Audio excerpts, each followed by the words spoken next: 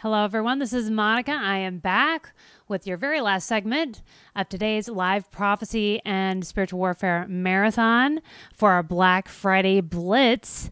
And now we're going to talk about, in this Christmas season, as we're doing the Black Friday Challenge, making the commitment to tithe a certain amount, whatever amount you decide, to tithe a certain amount off of the amount of money you have set aside to spend on yourself and your loved ones for Christmas gifts, parties, that kind of thing, to spend on yourselves, and instead to give that to Jesus in one way or another.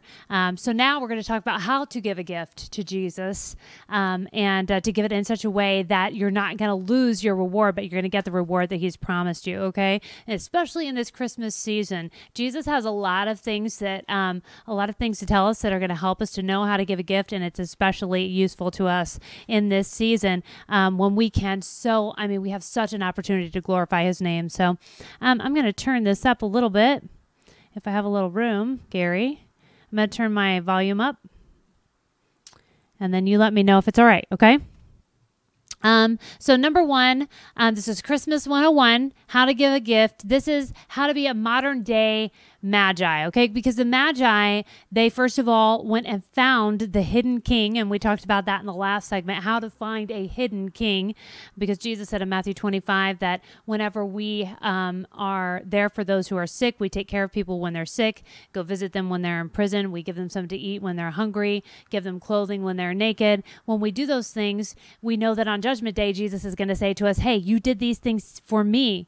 And we're going to be like, hey, when did I ever see you? Whenever you did this to the least of these, my brothers, you've done it for me. So whenever we do this for Jesus' brothers and sisters, we are doing it for him, and he will count it as such. And that's how we can find him.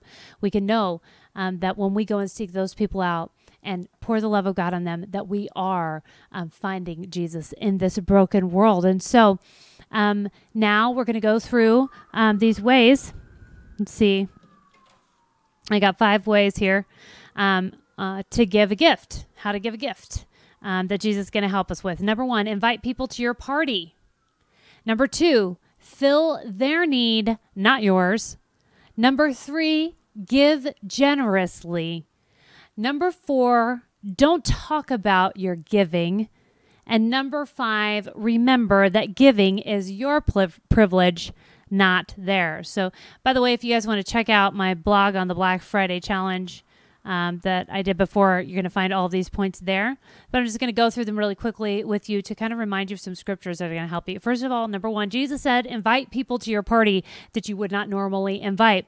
Now, the holidays are a great time for that because you have lots of get-togethers and parties. You have dinners, all that kind of stuff. And if you want Jesus to be at your event, here's a tip from the Master from Luke 14:12b through 14. It says, when you host a dinner or a banquet, don't invite your friends or your brothers or your relatives or rich neighbors so that you can be invited by them and then get repaid. But when you host an elaborate meal, invite the poor, the crippled, the lame, and the blind. Then you will be blessed because they cannot repay you, for you will be repaid at the resurrection of the righteous. So a little tip there, a great way to use your holiday parties.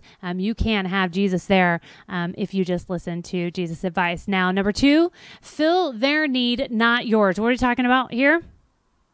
Okay, sometimes we feel the need to do a good deed to appease our own conscience. Maybe we feel guilty for all the good things we have, or maybe we feel like we need to prove something to other people or to God, okay? So we have a need that we need to fill there, and if you feel the need to do a good deed in order to appease your conscience, don't. Why? Because if you do it for yourself, you're going to do it wrong. People are not pet projects, okay? They're not there to make you feel good about yourself. And listen, we saw a lot of things when we were doing the ministry in Branson, when we were feeding people who lived in hotel rooms. These people were very poor. We would make dinner for them every Thursday night. And we would serve that, bring it to them door to door. And then we made friends that way. It was a great way to make friends and ended up getting to pray with them and all that kind of stuff. But we just went there to be there, be a blessing for them. But when people would come and try to help us with the ministry, we saw a lot of things that were like things that you don't want to see. People what we found out is that when people were giving to the poor, they would not give their best. In fact, we saw people trying to unload whatever, like basically didn't sell at their garage sale on these poor people. Okay. And listen, the last thing that you want to get when you're living in a hotel room with your kids is a bag of garbage that you have to sort through and find out that it's just somebody's all leftover garbage that they didn't want. It's an insult. And, you know, people have the attitude, well, they don't have anything, so they should be grateful for anything. But you got to remember that you're giving that to Jesus. Okay. You're not just giving it to some poor person that doesn't matter. You're giving it to Jesus. So you got to ask yourself, what are you going to give? Okay. We actually saw some people. One time we hosted a dinner, a Thanksgiving dinner or Christmas dinner. Actually, we wanted to give some little present bags out to the people that were coming. We wanted to actually give some Christmas presents to them. So we had a church that did a little drive to get presents for the people that lived in these hotels. And we decided after collaboration that we needed to open the presents because they were unfortunately wrapped, but we didn't know what was what, so we didn't know who to give them to. And we were so glad that we did because we found all kinds of things. Rarely, some of them were like something really nice that you would give, like some nice bath and body soap that you would, you know, buy for a lady that anyone would love to get, something that's nice and new and that's valuable. But most of the things were literally like stuff that people grabbed, like a handful of like old used like pencils and crayons and markers that had a rubber band around them. Like somebody just grabbed stuff out of their junk drawer and like threw it in and called it a present. And the very worst one that we saw that it just absolutely appalled us. We just couldn't believe. But it happened was that somebody gave several bags of used hotel soap. Little, you know, those little bottles that you get from the hotel of shampoo and those little bars of soap. They actually were halfway used. They wrapped them up and were going to give them to the people that were in such need, that were living in hotels, not where they wanted to be, you know, that close to homeless on the street. And they decided that the right gift to give would be used hotel soap. So, you know, I mean, what could be really more of an insult? It was more of a slap in the face, right? So what I want to challenge you is make sure, hopefully you wouldn't do something like that, but you have to understand that people are people and they do see through motivations. And people who are in need, you know, they can see when somebody respects them and when somebody doesn't respect them. Now, if you're there to fill a need that they really have, they might submit to, you know, you looking down on them in order to get what they need, but you're not going to reach them with Christ in the same way as if you come humbly as a servant, as someone who considers them to be more important. Because when you treat them like that, they can tell. When you think about them like that, they can tell. They can tell if you're looking down on them, you know, they know. And so if you want to recycle, make a trip to the Salvation Army and drop off all your old stuff. But, you know, that's just responsibility. That's not generosity. No, don't give it to the poor and think that you're going to get a reward from Jesus, okay? If you want to find Jesus this season, you got to get to know an actual person and to really know what they actually need, okay? Some people need your time and a listening ear. Some people need a friend to get them to a doctor's appointment or to get them to church, or to help them make a doctor's appointment, okay? Someone may need some may need a place to go on Christmas Day because they have no family.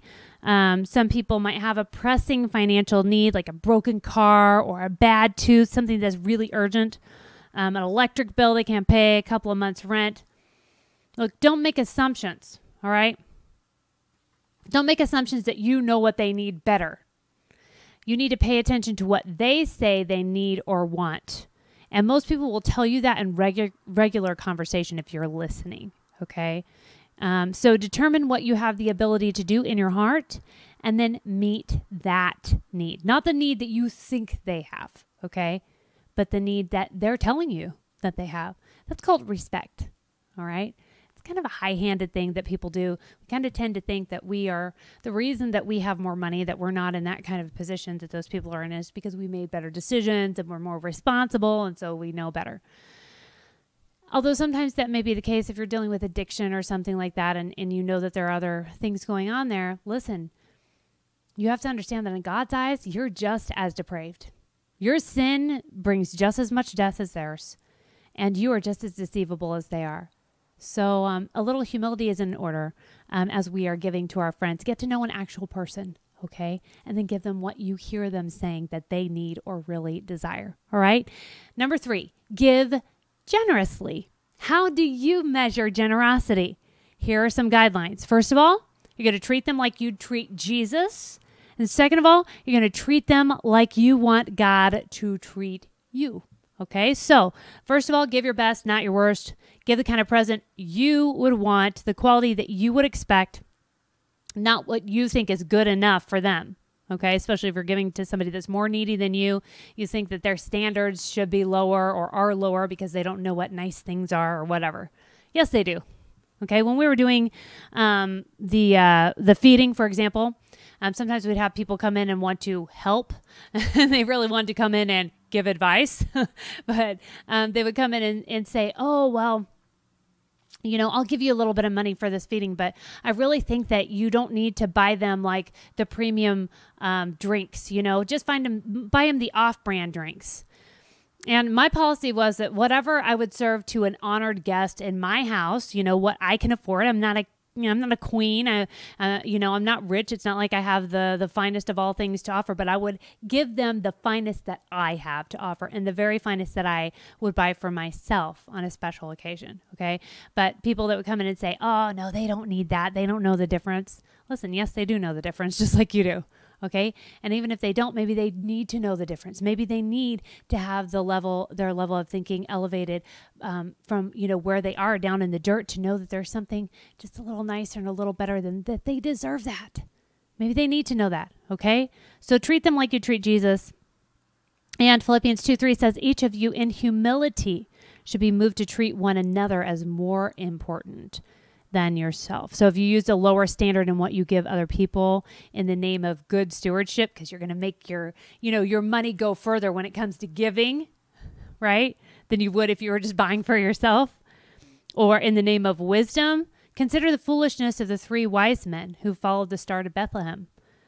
Who lays golden treasure at the feet of, like 2 teenage parents that come from the poorest part of town?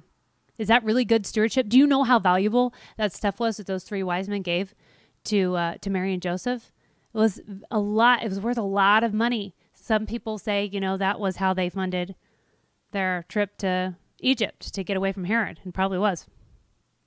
But who does that? Is that good stewardship? Would you do that? Would you go and take a whole bunch of money and lay it at the feet of a couple of teenage parents from the worst part of town? Think about it. But the wise men did it. They could have said, surely that's a waste.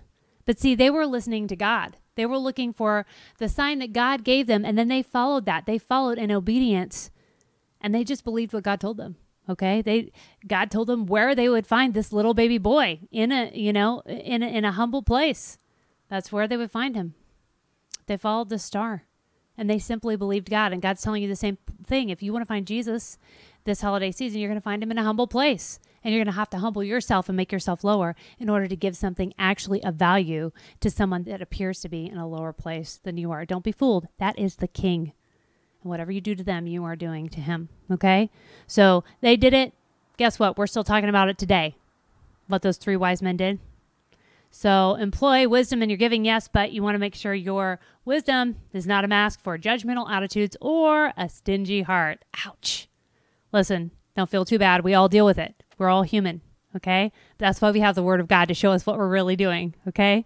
So, and the next one is treat them like you want God to treat you. Luke 6:38 says, give and it will be given to you. A good measure, pressed down, shaken together, running over, and it will be poured into your lap. For the measure you use will be the measure you receive. So if you think that a certain gift to someone that's in need is not warranted because the person caused their own problem, for example. They need to learn their lesson. They caused their own problem. It's their own fault. You know what I mean? Or that it would be a waste because the person may not appreciate it. Then ask yourself this. Has God ever bailed you out of a problem that you created? Did he have to do it more than once? Do you deserve the reward that God has promised you? Are you getting it because you deserve it? Or is it by his grace alone? Was Jesus foolish for shedding his blood for the whole world, even though many people would never appreciate it? Was that irresponsible of him? Was that foolish of him? Knowing that it would be wasted on many people. And it was the most valuable thing that he could give. Ask yourself these questions when you start to get stingy yourself, okay? And remember that the same measure that you're wanting to get from God, well, that's the measure you have to give, okay? So sometimes your generosity will solve a person's problem, but don't count on it, all right? That's okay. If it doesn't solve their problem, that's okay. Because what you're doing is you're not there to fix them. You're not there to, you're not there to control their life. You're there to show them God. You're there to be God's love to them, to be God's hands and feet, and to love them like God loved you, generously, seemingly foolishly. I mean, if love makes a fool out of us, we don't have to feel too bad, because you could say the same thing about God. He's done some amazing things for us that it would seem like it doesn't make a lot of sense. Would seem like it's not the smartest move on his part. But it really is. He knows what he's doing. And it's never foolish to love. Never. It's never a waste to love. Even if a person doesn't receive it, it's never a waste to love. Because you're doing it for Jesus. You're not just doing it for them. You're doing it for him. And that's an expression of your love for a king that walked this earth 2,000 years ago. But you have a chance to touch him right now before you get to heaven, when it really counts, before you see him in glory. Everybody's going to love him then. Well, they may not love him, but they will definitely respect him, because every knee will bow and every tongue confess that he is Lord. Of course, everybody's going to want to be his pal. But do you want to walk with him when, he hasn't had a shower and he's homeless and, he's got all these problems and he's in prison and he's in this lowly human form? Are you going to love him then? If you do, then he's going to be able to look at you when he's all glorious and say, you, just like he said to his disciples, now you guys are my friends because you went through my trials with me. This is your only shot right here on this planet to go through Jesus' trials with him. So don't overlook your opportunity to do that, okay? Number 5, don't talk about your giving. I'm just going to read it to you out of Matthew 6:1-4. Jesus said, be careful not to display your righteousness merely to be seen by people. Otherwise, you have no reward with your Father in heaven.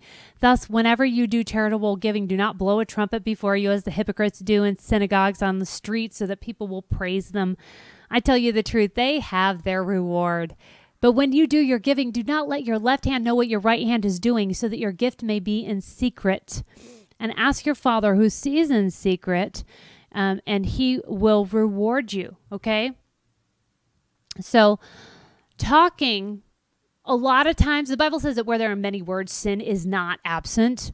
So talking usually means gossiping.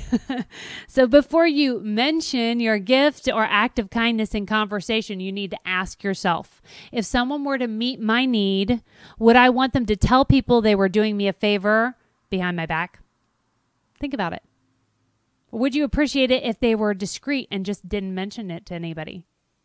How would you want them to treat you? Wouldn't you be so impressed with someone who didn't say anything about it? They were just, kind of playing it cool. You'd appreciate that, wouldn't you? Number 2, would I want it to be known that I can't get what I need for myself? Ask yourself, would I want to be spoken of as a charity case, or would I rather be treated as a friend? Think about that. If you're considering others to be more important than you, then you're going to elevate them to the status of friend and somebody that you respect, okay? They can tell. They know. Wouldn't you rather be treated like that? Jesus said it this way, treat others in the same way that you would want them to treat you. In other words, put the shoe on the other foot. Then you're going to realize how important it is not only to give, but to be smooth about it.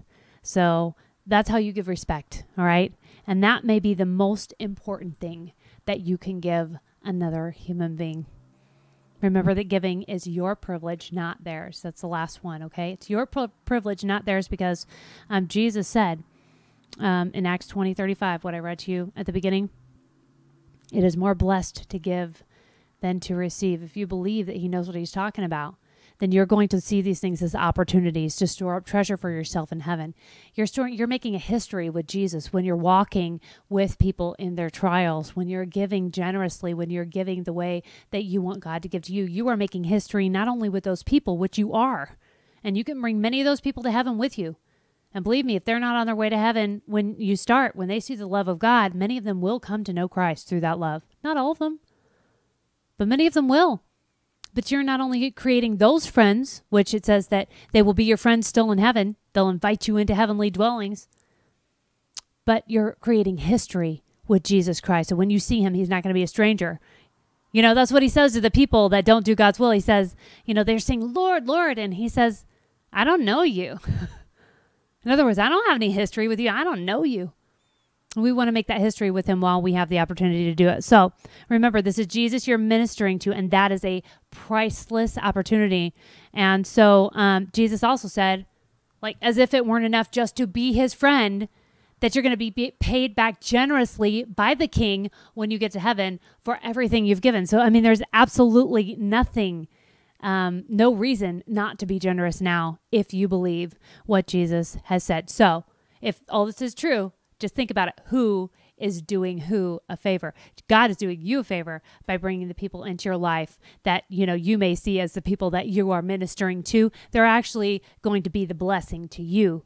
And that's why Jesus said that. It is more blessed to give than to receive. So I hope that this has helped you today. And I just want to challenge you right now. This is our chance to take back Christmas for real. Okay. People are fighting over religious freedoms and the fact that a lot of people, you know, don't want to mention Christ when it comes to the holidays and they want to take Christ out of Christmas. Well, that's because we're living in a land that is increasingly non-Christian. Okay. And you can look at the statistics. The Christian population is shrinking. And, you know, other religions or people that don't have any religion, that group of people is growing. And then you have Christians that, you know, will say, I am a Christian. And yet they really don't have a real conviction about their religion. It's just more like a tradition that they've grown up with. But most of their practices are just kind of worldly.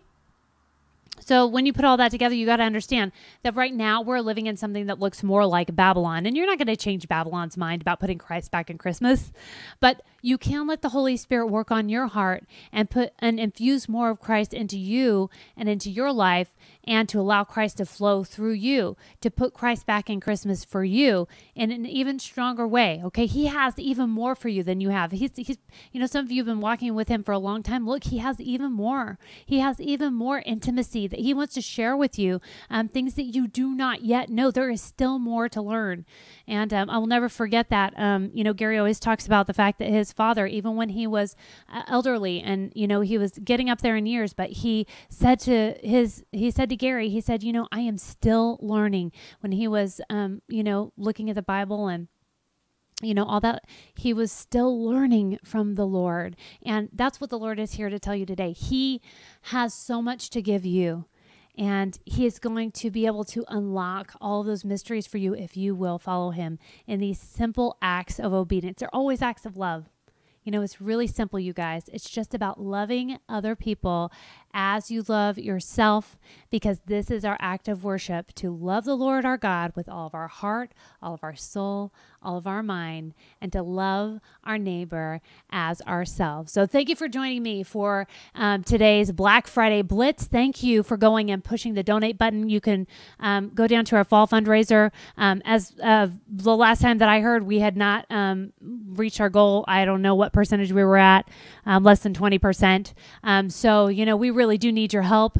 Obviously, you know, it does take a little bit of money to run this ministry, and it is miraculous, but we do need those few fishes and loaves, and that's what we need from you, and that's all we've been asking for. So to not reach it is something that, you know, it doesn't really, it's not something that we're going to let determine what we do, but just know that God is definitely at work in the hearts of those of you who are listening, because he wants you to join with us to reach more people with this word, okay?